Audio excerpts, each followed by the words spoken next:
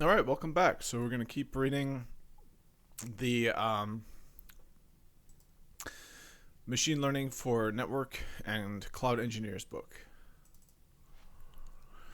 This chapter is a personal note about why I decided to write this book, so feel free to skip it if you are not interested. This book has been in the making for about 3 years. Multiple pieces had to fit together for this book to become a reality, and ultimately they did. Writing a book is not a minor undertaking. It takes a significant amount of time, patience, determination, and consistency to get it done. I am a person that likes challenges. It started as a blog series in LinkedIn, network automation, but soon I decided it should take a book form factor. Nevertheless, why did I write it? First and foremost, because none told me I could not do it. I am pretty passionate about running and triathlon. You may wonder, what does that have to do with this book? There was an excellent book called Born to Run by Christopher McDougall. He describes the lifestyle of the Tarahumara tribe in the Sierra Madre Mountains in Mexico. In one of those chapters, one of the main characters in the book sees a 90-year-old native man arriving from what appears to be a very long run across the mountains. As expected, the man observes with surprise how the older man manages to accomplish such a challenge and asks someone, why did he do it? And the response he got was, because none told him he could not do it. Sometimes it just takes your own belief that you can do it, mainly if there is no apparent reason why you should or could not do it. By the way, if someone had told me I could not do it, I would have very much ignored it because I simply wanted to do it. I am a challenge-driven person. Usually, the larger the challenge, the better. 12 years ago, I felt the calling to run a marathon. I was not a particularly avid runner, but I did set myself up for the challenge. I trained for about 3 months. Ooh, interesting, 3 months. That's like nothing. And I simply did it. Then I thought about what my next challenge would be. What's the minimum... What is the minimum requirements to be able to say that you have run a marathon? So you have to go the distance. You have to go the distance of a marathon.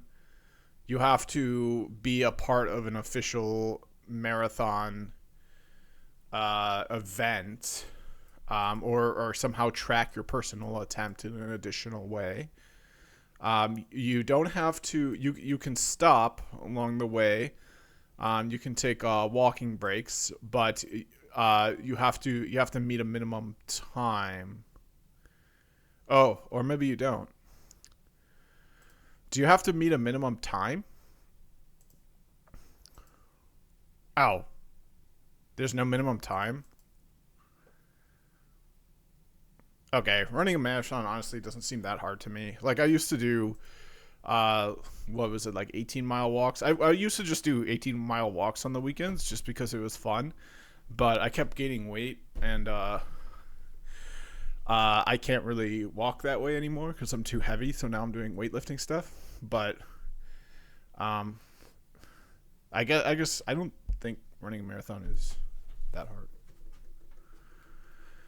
If there's no time limit, I think running a marathon in a certain amount of time is hard. But if you told me tomorrow your task is to go 26 point whatever miles by the end of the day, like I would hope I didn't have anything else to do for the rest of the week and I could recover, but I wouldn't be that stressed. It'd be fine. I would just do it.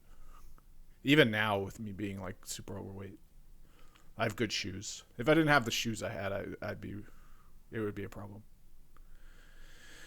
Then I thought about what my next challenge could be. I was not motivated by running faster or improving my best in the marathon.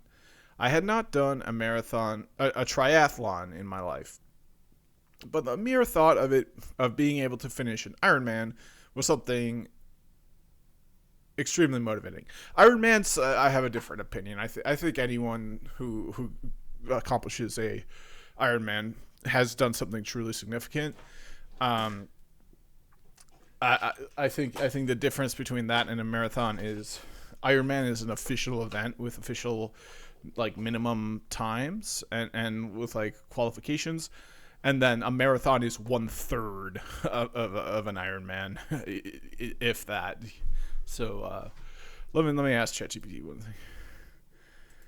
Is a marathon about 1/3 of the required activities of a Ironman? Yeah.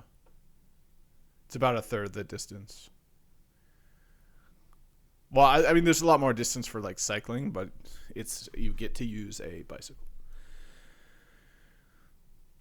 When it comes to the Ironman, is there like a minimum time? Yeah, so there's disqualifiers. Okay, so that's pretty impressive. So I set myself up for the challenge, signed up for Ironman Austria 2011, trained for 1 year, and finished. Oh, finished. Very nice. It was my very first triathlon, and it was an Ironman. Congratulations. That I do think is a really significant accomplishment. I enjoyed every step of the journey and the race itself. Since then, I've run quite a few Ironmans. Ironman 70.3, I don't know what that is. Marathons and ultra trails. Ultra trails might be fun because you get to like be out in nature. It's basically just like walking through the forest, right? I could see myself getting into something like that.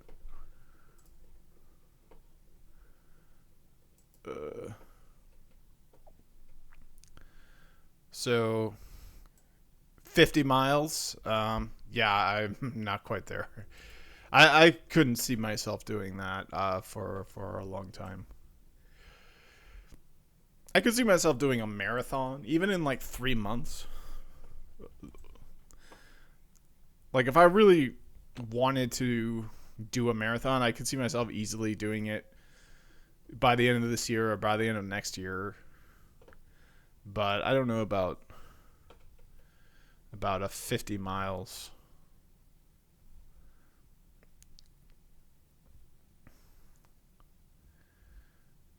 All right.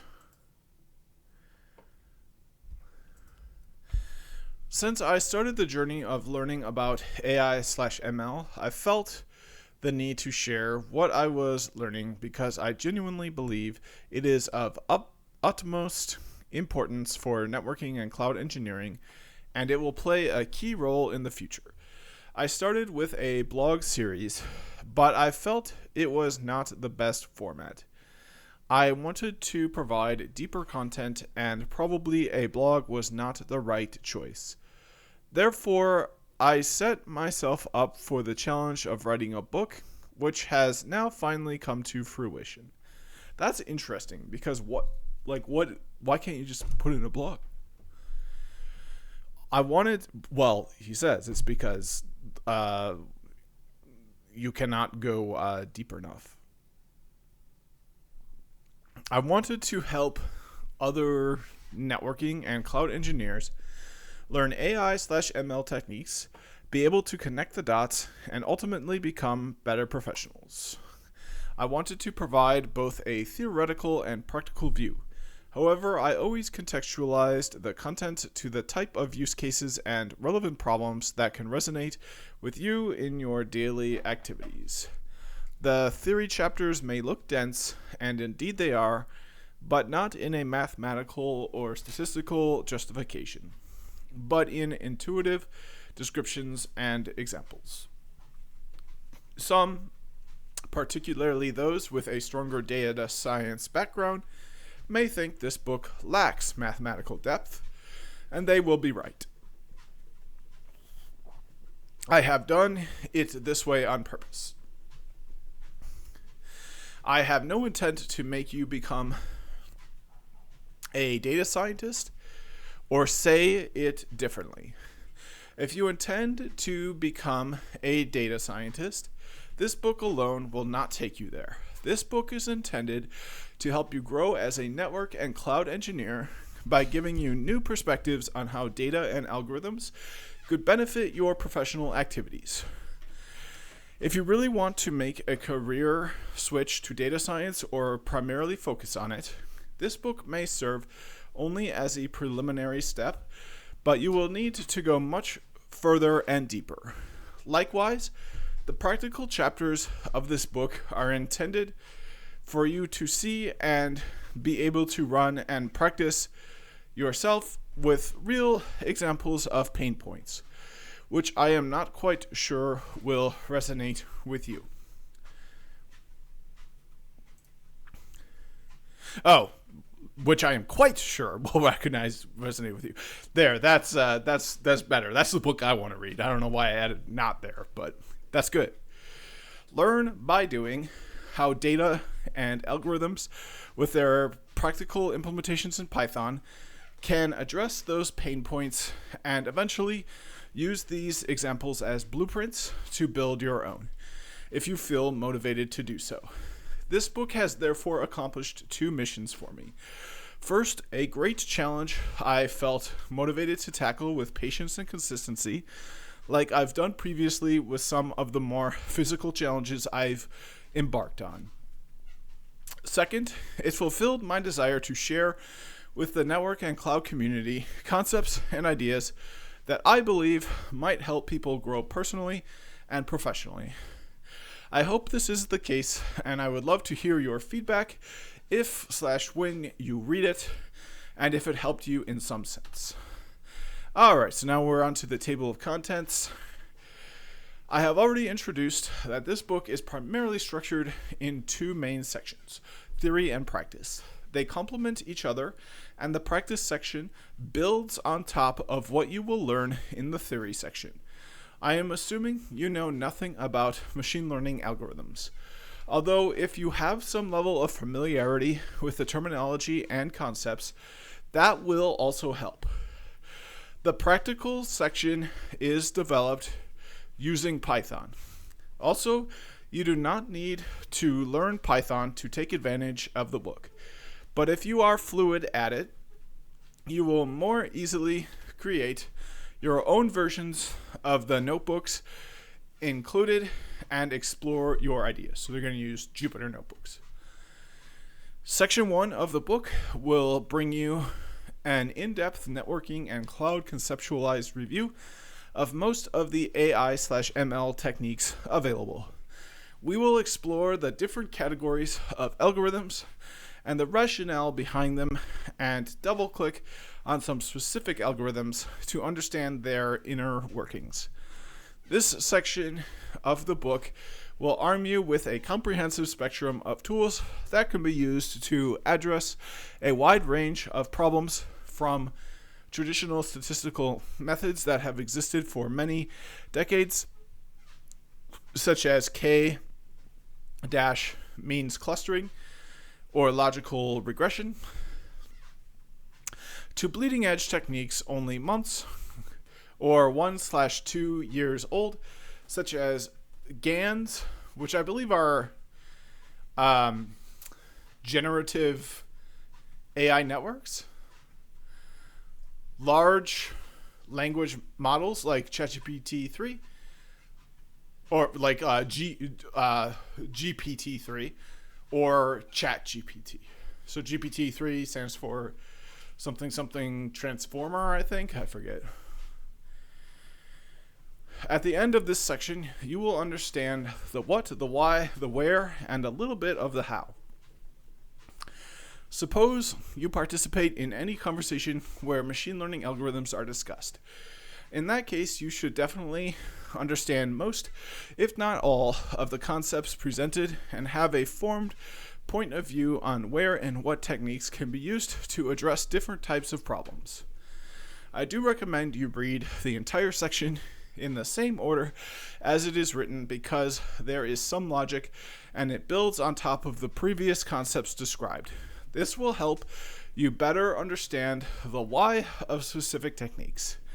Section 2 of the book provides an overview of relevant tools and frameworks as you explore machine learning use cases. We will use some of these tools in the practical section of the book, so I think it is helpful that you become sufficiently familiar with them if you are not already. The third section of the book is about code. It is about seeing algorithms in action. I heard a beeping sound. I don't know what that was.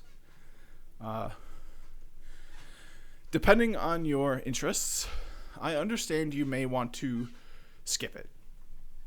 If your goal is to have a good enough understanding of algorithms and techniques to participate in conversations and discussions, section 1 of the book may likely be enough.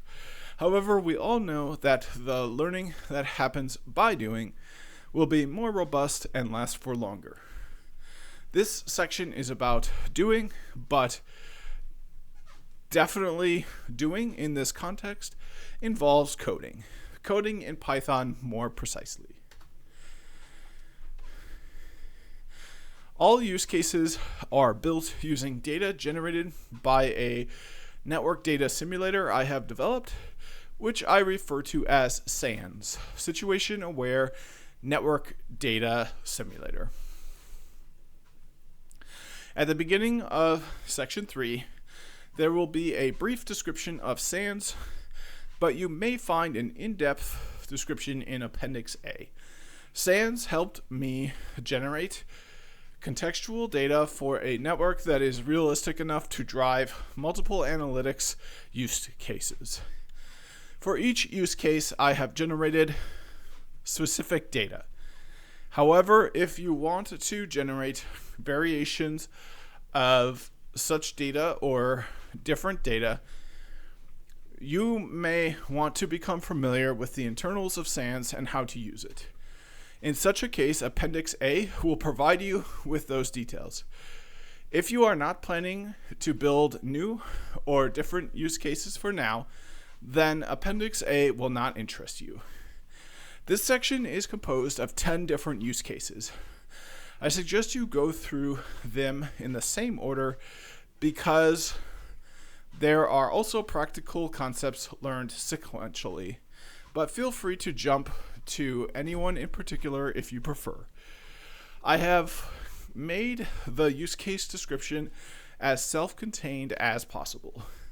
All use cases have the same internal structure, and it is as follows. Pain point. Description of the pain point we plan to address in this use case. Approach. Rationalizing the technique we have decided to use to solve the pain point. Input data. Each use case is built around specific input data generated from SANS. A brief description of the data will be provided. Problem resolution. I will walk you through the Python code used in the use case notebook, describing what I am trying to do and why. If you are not Python savvy, I think the description will still help you because, anyway, Python is somewhat easily readable with some help. So, author is out of Spain, kind of assuming English as a second language. Some of the sentences are pretty hard to read as a result, but so far I've been able to, no meaning has been lost. The code is usually not that complex since you are likely an engineer. At some point in your professional life, you have likely coded if you are not still coding today. Takeaways. Some key takeaways of the exercise will be included, so you can focus on what's more important. Further work. Suggestions on how this could be improved or further areas to explore will be provided, so if you are curious and motivated, you can explore how you could take this use case further. I will not explain Python programming aspects, nor go in depth for all configuration options around machine learning frameworks and libraries. My intent is not to explain them to you, but to use them to illustrate how a specific pain point is addressed. I will do my best to explain why and how I use specific tools and functions. However, since there is plenty of online literature for those frameworks, I encourage you to use Google and become more familiar with the various usage options if you want to know more. And it's 2024, so go to ChatGPT. It's better. By the end of section 3, you will have seen in practical examples the use of multiple machine learning techniques to solve relevant networking and cloud pain points. You can take these examples as blueprints and generate your own versions to possibly apply them to the same or similar problems in your context. Okay. If you want to take this further, you can explore defining different scenarios with SANS and generate new data that you can use with the existing blueprints or your own versions. The sky is the limit. Feel free to explore and fulfill your curiosity. Conventions used. While most of the conventions used in the book are quite obvious, here is a reminder. Throughout the book, I will highlight some key concepts or takeaways that would be very important for you to remember. They will be highlighted using the following format. Key takeaway, what you should remember. In the text, I will highlight using bold those words and topics I find particularly relevant. Similarly, variable names like x, like y or x, will be highlighted in bold to facilitate differentiation. I like to use the pronouns I and you. Sometimes I will use we. When I say we, I will be referring to you and me, the reader and the author, and no one else. In the practical section of the book, there are many references to Python code. Code will be expressed in the following way. Okay, so the code's going to be in a box. It kind of looks like a Jupyter Notebook cell. Yeah, I mean, it still could be a Jupyter Notebook cell. You can have multiple lines in a Jupyter Notebook cell. All code examples are available for download at this. So you know what? I think what I might do is pull this down because I might need it, and if I pull it down now, then I'll have it later.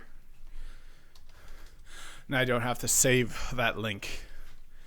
So I'm opening my WASL. I'll go to my home directory, and I'll do I can get rid of all the Python for DevOps stuff. Okay, so I can use a glob character there.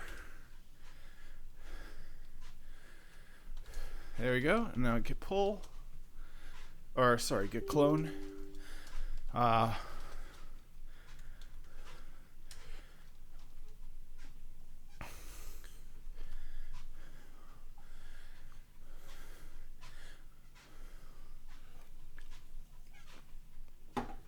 There we go, much better. You can see it pulled down at 20, about 300 megabytes per second. That's perfect. All right, and now I have a folder there. I'm even going to go ahead and open code there, just because. There we go. And now I have an IDE with all of the examples, uh, all the code, everything ready to go. And if you're watching this and what I just did was Blackmagic, that's what this series is going to be like. I'm not going to go through every little tiny thing. In the area of ChatGPT, you know, you should be able to figure it out doing that. So, like, if you don't know how to set up Wassel, if you don't know how to install VS Code, if you don't know some of my specific optimizations, or like, and if you don't know how to use Git, that's another one too. This series is not going to be for that. What I do recommend is, if that was Blackmagic, go to the Odin project. And then take the foundations. Take the foundations course. So they go through Git. Yeah, so that's what I recommend.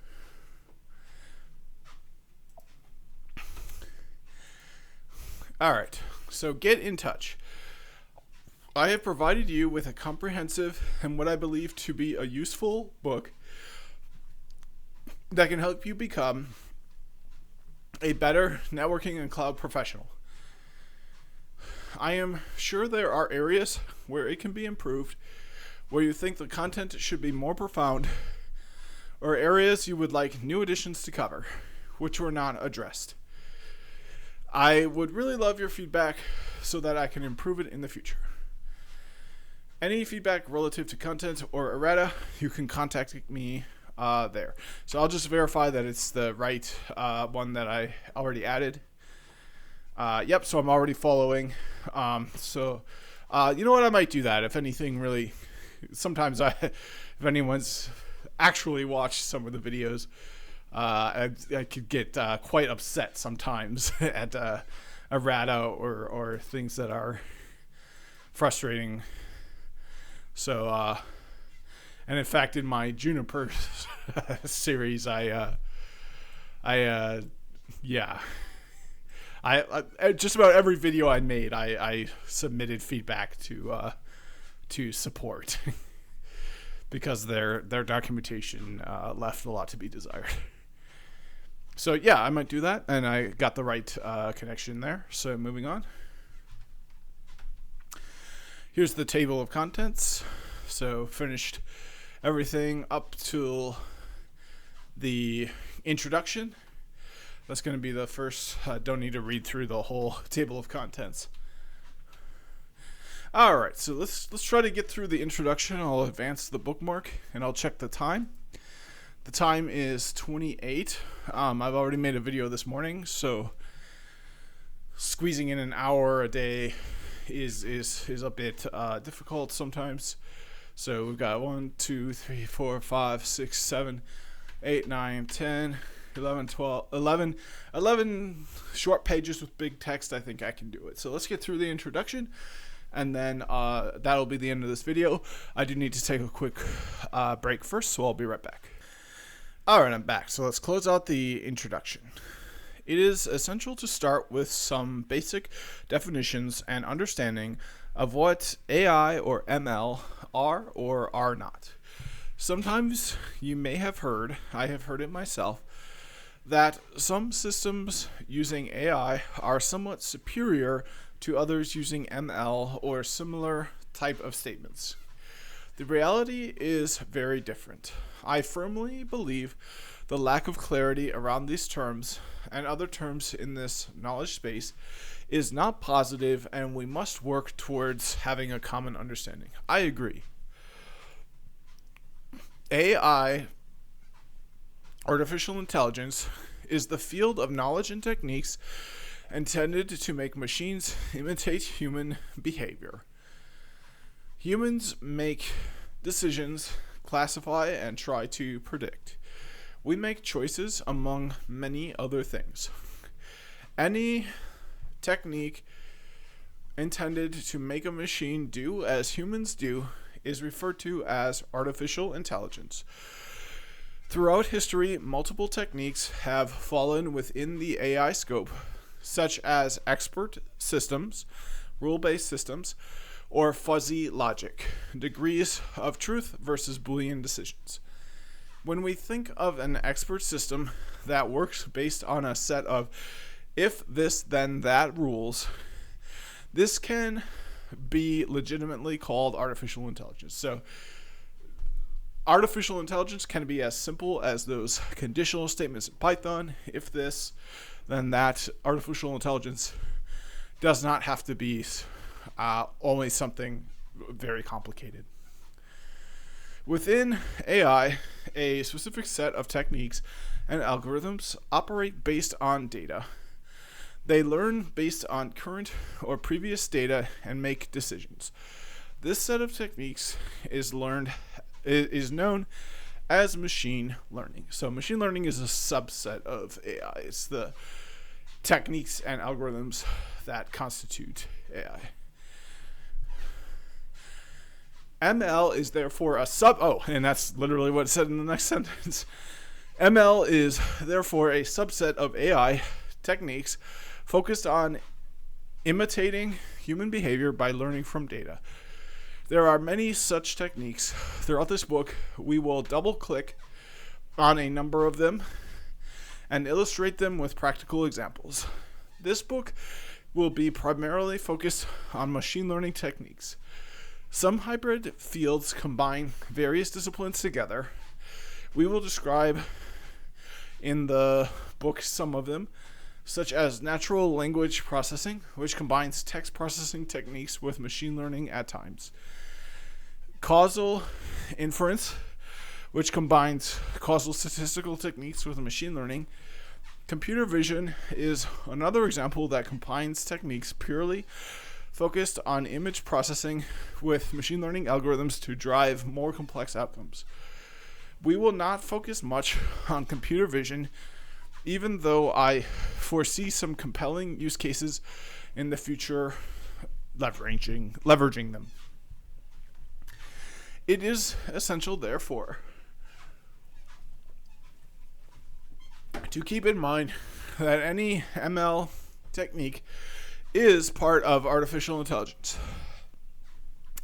As an industry and professional individuals, I think we need to use the terminology properly and avoid using it with different purposes.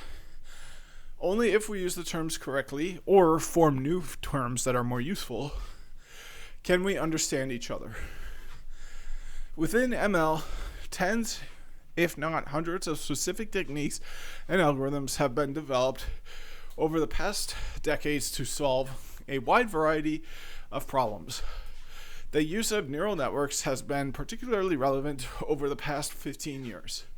Neural networks have become especially notorious because of their association with biological neurons and their potential ability to imitate their behavior. Artificial neural networks are an extraordinary tool that frequently produces results that are jaw-dropping. Even in networking, we will see some examples of them. It is important to note and understand neural networks as an machine learning technique that has driven most of the recent breakthroughs in the applicability of ML to many fields. While we have yet to describe their architecture, we will discuss this in the following chapters. Let me briefly introduce that they are built with layers of individual building blocks called perceptrons. When a neural network has more than 3 layers, it is called a deep neural network. When you hear the term deep learning, it basically means that it is using a deep neural network.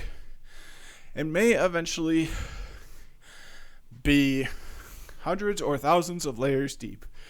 Deep learning is the field where most of the latest developments in the areas of natural language processing and image and video processing are happening.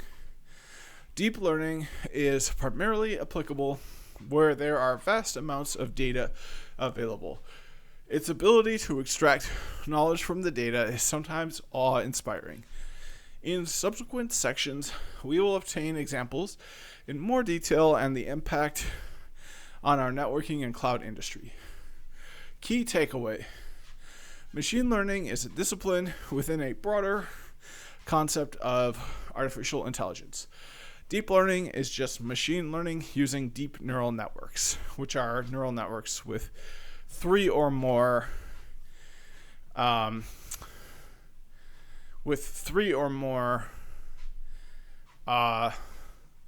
perceptrons.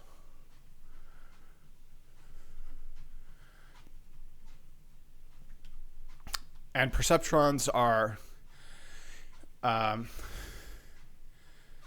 layers of individual building blocks.